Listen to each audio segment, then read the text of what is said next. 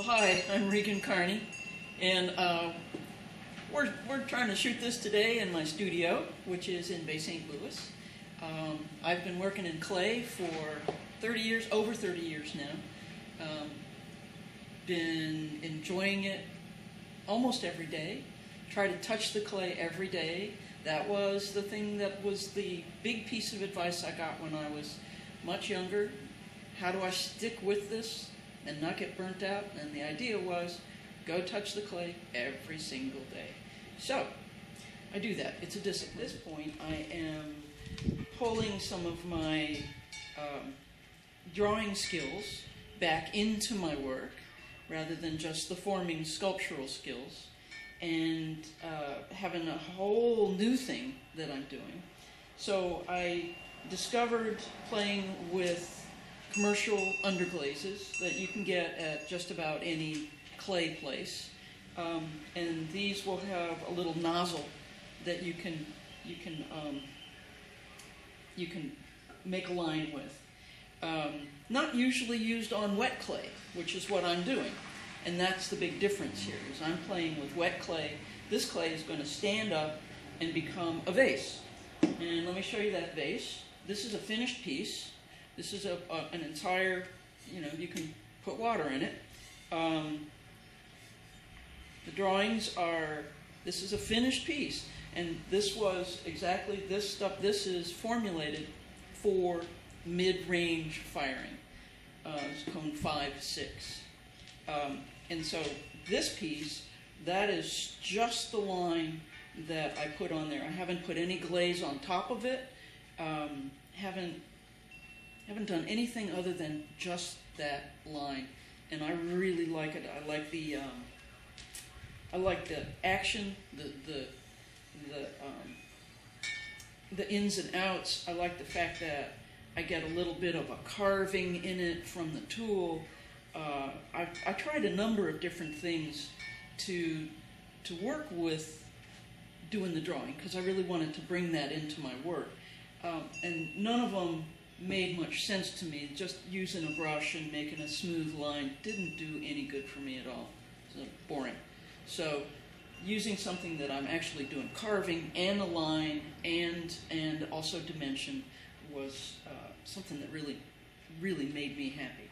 So I've got a piece that I'm working on here. I'm working off of a photograph. I'm also doing life drawing classes and so on. So I've already done some of this drawing, but I'm going to illustrate a little bit more how it works.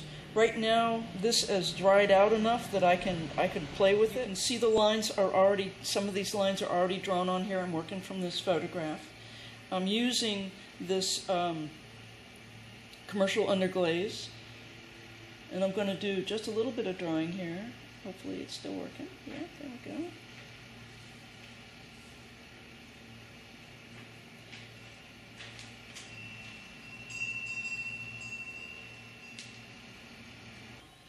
Okay, so this is how the applicator works. See that, and it makes a really raised line, which will become less apparent as time goes on. It sinks in, it shrinks, and that's just finishing that line up there.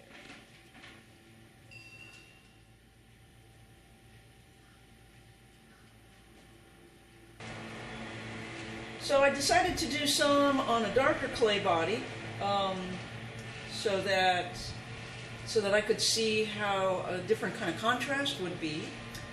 So this is a light underglaze on a dark clay body, and I even added some stain to the body of the clay to give me more contrast.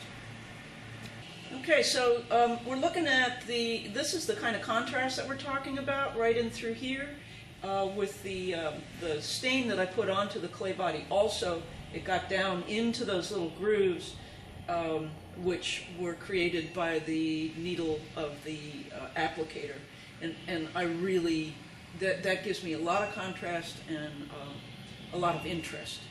So I needed to tell you that the clay body that I use is a cone 5/6 clay body, and it is also, and all the glazes are cone 5/6. They are commercial, and there's not a whole lot more I can tell you about that. Some of them are pour-on, some of them are brush-on. But I really want to let you know that I really enjoyed doing this, and I hope that we're going to be able to do more, and look for us in the future. Thank you.